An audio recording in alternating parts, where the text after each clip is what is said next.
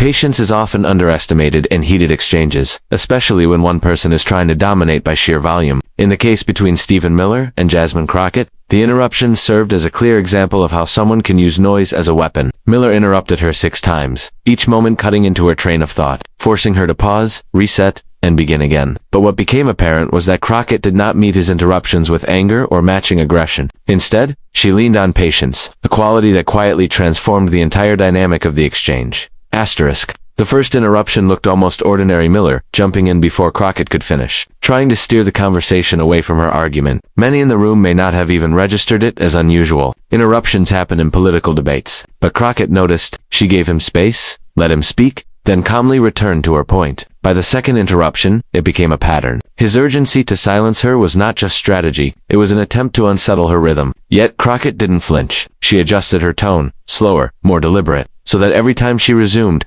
her words carried more weight than before. Asterisk. By the third time Miller interrupted, the tension was obvious to those listening. His eagerness to cut her off seemed less like strength and more like desperation. Crockett's patience was not passive, it was tactical. She allowed him to reveal his lack of discipline. Each time he interjected, he thought he was gaining control, but in truth, he was giving her an invisible advantage. She had the presence of mind to recognize that interruptions, repeated enough, stop looking like dominance and start looking like fear. Asterisk. The fourth interruption was met with silence from her side. She didn't argue, didn't immediately Instead, she let the moment stretch, her body language calm, almost still. The silence itself became louder than his words, signaling to everyone that she wasn't rattled. She was waiting. It was the kind of composure that unsettles the interrupter because they can't push a reaction out of someone who refuses to be baited. Miller was speaking, but his voice began to feel like background noise. Crockett's patience had begun to reposition the spotlight back onto her. Asterisk. By the fifth and sixth interruptions, the balance had shifted entirely. Each outburst from him only amplified her restraint. Viewers, listeners, even people in the room could see the difference. He seemed increasingly frantic, while she seemed increasingly deliberate. What he mistook as silencing was actually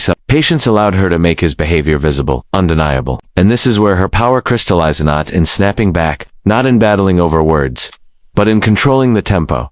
Asterisk. Her seventh attempt to speak is where patience proved its full worth. After letting him interrupt 6 times, she finally delivered her line. You've spoken over me 6 times now. If you were confident in your argument, you wouldn't be afraid of mine. That line would not have landed with the same force if it had been spoken earlier. If she had snapped after the first or second interruption, it might have sounded defensive. If she had shouted over him on the third or fourth, it would have looked like equal aggression. But by the seventh, her patience had created a record account the audience was subconsciously aware of. A rhythm that she finally broke with precision.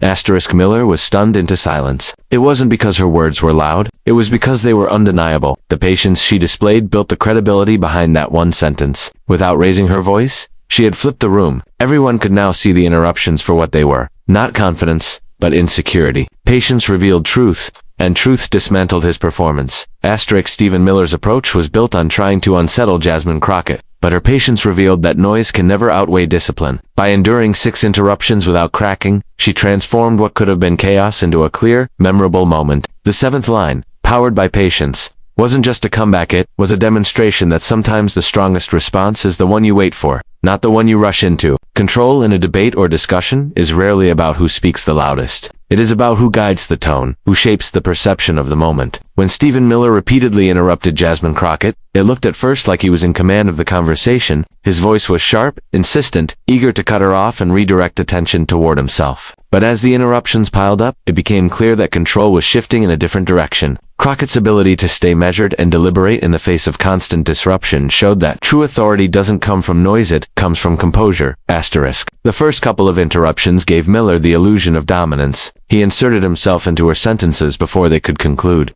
almost like he was trying to erase her voice from the discussion. It was a classic tactic: speak louder, move faster, and appear more assertive. But Crockett didn't match him. She didn't attempt to yell over him or fight for space with her volume. Instead, she simply waited, holding her ground with an unshaken calm. That restraint was not a sign of weakness, but of discipline. By not reacting, she began to take control without him even realizing it. Asterisk. When Miller cut her off the 3rd time, the contrast grew starker. He seemed restless, even impatient, while she remained steady. The rhythm of the exchange told its own story. He was desperate to interrupt, and she was confident enough to endure it. Control, in this moment, was shifting toward Crockett because she was dictating the tempo. Miller spoke in bursts, but she was the one commanding the silence between them. Every pause she took after being interrupted forced the audience to notice the imbalance. It wasn't just two people disagreeing, it was one person scrambling to overpower, and another quietly showing she didn't need to scramble at all. By the fourth interruption, the dynamic had begun to expose itself. Miller's attempts to dominate looked less like strength and more like panic, while Crockett's composure came across as unbothered assurance. It was not about silencing him, it was about making his approach transparent. She didn't have to call out every interruption, because his behavior was doing the work for her. The more he tried to seize control, the more obvious it became that he didn't actually have it. Crockett's self-control highlighted his lack of it. The fifth and sixth interruptions cemented this reversal. Miller raised his voice, eager to cut off her points, but Crockett never lost her footing. She let him run his course, then continued, unshaken, as though his noise hadn't mattered. That kind of steadiness speaks louder than an argument ever could. By not allowing herself to be dragged into his rhythm, she set her own, and in doing so, she demonstrated that control is not seized in an instant, it is built through consistency. Every time she refused to match his volume, she strengthened her own authority. Her seventh response became the undeniable proof of this. She said, "You've spoken over me 6 times now. If you were confident in your argument, you wouldn't be afraid of mine." That sentence was not just sharp, it was carefully timed. It was a line born from control. She hadn't let his interruptions provoke her into saying it earlier, when it might have sounded emotional or rushed. She waited until the record was undeniable, until everyone in the room had already counted the interruptions in their minds. Then she placed the weight of her words exactly where it belonged. Miller's silence afterwards spoke volumes. The man who had filled the air with interruptions now had nothing to say, because she had exposed the imbalance with precision. His strategy of overpowering had collapsed under the weight of her control. She had shown that staying calm in the face of noise doesn't just maintain dignity, it redefines the entire exchange. Stephen Miller believed that cutting off Jasmine Crockett would unsettle her, but it only unsettled him. By holding her composure and setting the rhythm of the interaction, Crockett showed that control isn't about speaking more, it's about making every word, every pause, and every choice count. Sometimes in a heated exchange, a single sentence can outweigh a storm of interruptions. And that was exactly what happened when Stephen Miller went head-to-head with Jasmine Crockett. For 6 attempts, he tried to derail her words, stepping in sharply and abruptly, as if volume and persistence alone could strip her of her platform. But while his interruptions stacked one on top of another, she was quietly stacking credibility, letting his behavior reveal itself. When she finally delivered her 7th line, it was not only a rebuttal, it was the moment that eclipsed everything that had come before.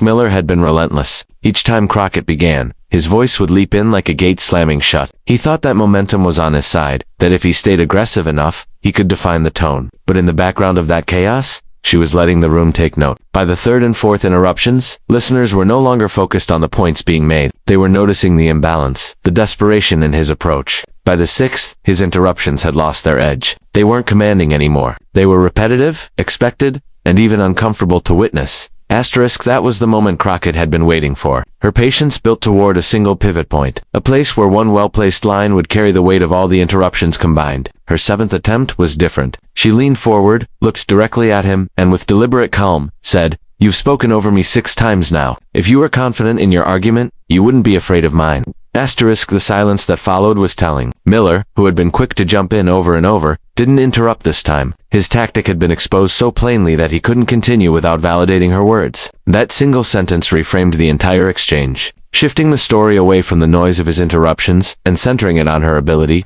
to cut through them with precision.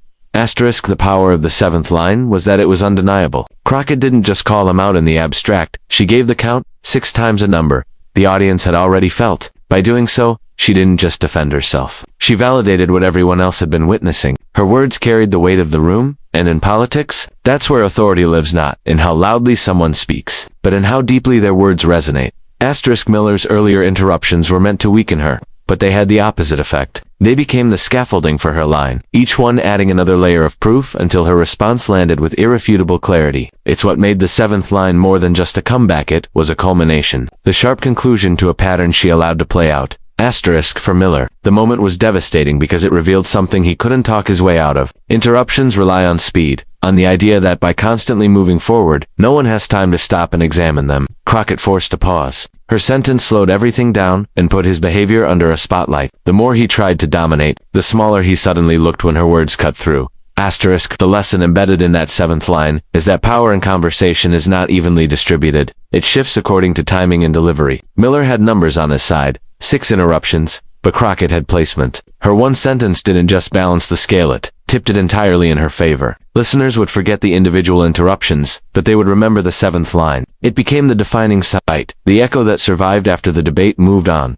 Stephen Miller's strategy was rooted in noise, but Crockett's mastery was rooted in impact. The seventh line proved that sometimes the most effective way to shut down relentless opposition isn't to compete with it in volume, but to wait until the exact moment where a single statement can dismantle the entire act. What Miller thought was a show of dominance became the setup for her precision strike, and when she delivered it, the conversation was no longer his to control. It was hers. Respect in any debate is not handed out freely. It is earned in the way someone carries themselves under pressure. When Stephen Miller interrupted Jasmine Crockett 6 times, it was clear his tactic was not about listening or engaging, it was about asserting dominance. He believed that cutting her off would reduce her presence, that speaking louder and faster would make his words the ones that stuck. But respect cannot be forced, and his interruptions, instead of elevating him, only highlighted his unwillingness to engage on equal ground. Crockett, on the other hand, showed that respect comes not from trying to overpower, but from being undeniable. From the very first interruption, Miller revealed his approach: insert himself aggressively, keep her from finishing her thought, and attempt to frame the narrative as his own. It was a familiar strategy, one rooted in the belief that volume equals authority. But Crockett did not fight to talk over him. She did not flinch, and she did not descend into the same behavior. Instead, she let the interruptions pile up, each one making her composure more visible. In those moments, she wasn't just fighting for her words, she was showing the audience, and even Miller himself, what respect actually looks like.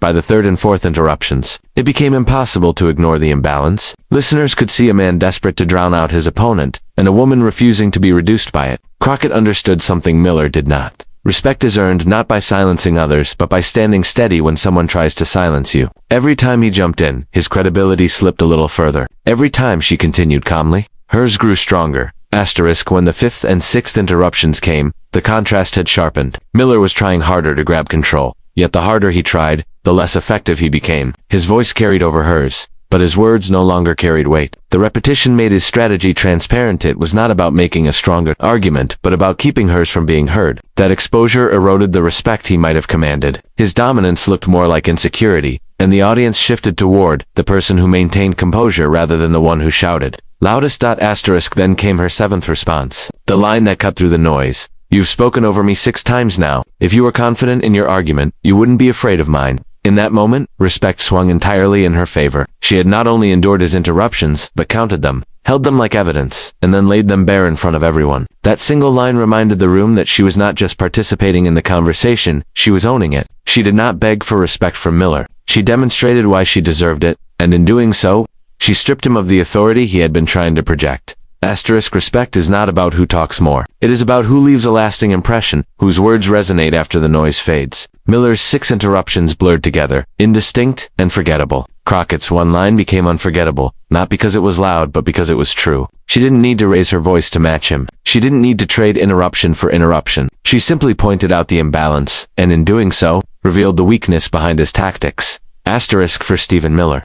The exchange showed the limits of aggression without substance. He tried to take respect by force, but force cannot secure something that only composure and credibility can earn. For Jasmine Crockett, it showed the strength of a different kind of leadership, the kind that commands attention by refusing to be rattled. She turned 6 interruptions into a stage for her 7th line, and that line redefined the moment entirely. In the end, respect was not taken by Miller. It was earned by Crockett, and the reason people remembered her words long after was because respect follows truth, not noise. When the dust settled after Stephen Miller's repeated interruptions and Jasmine Crockett's poised response, what lingered was not the sound of his voice, but the clarity of hers. In political debates and public exchanges, people often assume that the one who speaks loudest will be the one remembered. But this moment proved the opposite. Miller spoke over her 6 times, trying to edge her out of the conversation, but it was Crockett's 7th line that endured. It was sharp, calm, and rooted in truth. And that is why it stayed with the audience long after the interruptions faded.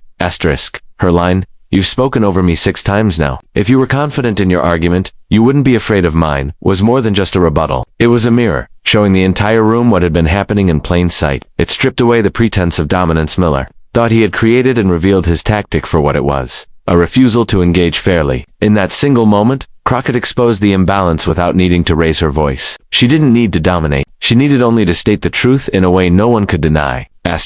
What makes this exchange memorable is how it illustrates the deeper dynamics of power and respect. Miller tried to take control through interruption, but the harder he pushed, the weaker his position became. Crockett, by contrast, built her authority through patience and timing. She allowed him to reveal himself, then chose her moment to deliver a statement that redefined the entire exchange. That is why her words landed with such weight, because they weren't just about her defending herself. They were about holding him accountable in real time. Asterisk in politics. Moments like these matter because they expose character. Stephen Miller showed that his strategy leaned on silencing rather than debating, and that approach cost him credibility. Jasmine Crockett showed that real strength lies in composure, in the ability to withstand pressure without being diminished by it. She proved that respect is not demanded through interruption, but earned through clarity, and in doing so, she turned what could have been a frustrating series of cutoffs into a defining victory. Asterisk. The lesson from this exchange extends beyond the individuals involved. It is a reminder that interruptions, noise, and aggression may dominate for a moment, but they rarely last. What lasts are words that cut to the truth, words that expose imbalance and leave no room for denial. Crockett's seventh line became the anchor of the conversation. The peace people carried with them afterward, because it distilled the entire exchange into a single, undeniable reality.